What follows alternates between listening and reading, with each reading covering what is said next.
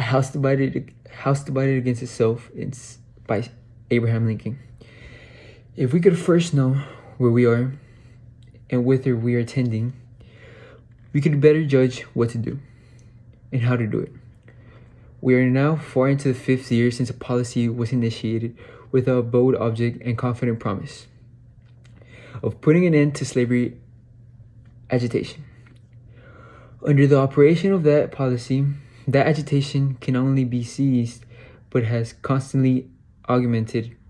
In my opinion, it will not cease until a crisis shall have been reached and passed. A house divided against itself cannot stand. I believe the government cannot endure permanently half slave or half free. I do not expect the union to be dissolved. I do not expect the house to fall, but I do expect that it will cease to be divided. It will become all one thing or all the other. Either that the opponents of slavery will arrest the further spread of it and place it where the public mind shall rest in the belief that it is in the course of ultimate extinction, or its advocates will push forward till it shall become alike lawful in all the states, old as well as new, north as well as south. Have we no tendency to the latter condition? Let anyone who doubts carefully contemplate that now almost complete legal combination piece of machinery, so to speak, compounded of the Nebraska Doctrine and the Dred Scott decision.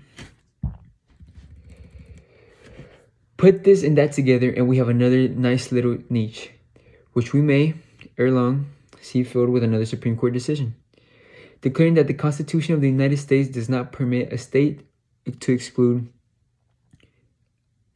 slavery from its limits. And this may especially be expected if the doctrine of care not whether slavery be voted down or voted up, shall gain upon the public mind sufficiently to give promise that such a decision can be maintained when made. Such a decision is all that slavery now lacks of being alike lawful in all states, welcome or unwelcome. Such decision is probably coming and will soon be upon us, unless the power of the present political dynasty shall be met and overthrown. We shall lie down unpleasantly dreaming that the people of Missouri are on the verge of making their state free, and we shall awake that the reality instead that the Supreme Court has made Illinois a slave state. To meet and overthrow the dynasty and the work before all those who would prevent that consumption, that is what we have to do. How can we best do it? There are those who denounce us upon to their own friends, and yet whisper to us softly that Senator Douglas is the aptest instrument there is which is effect that object.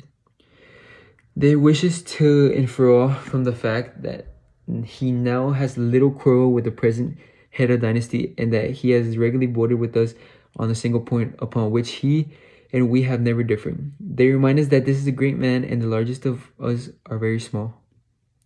Let this be granted, but a living dog is better than a dead lion.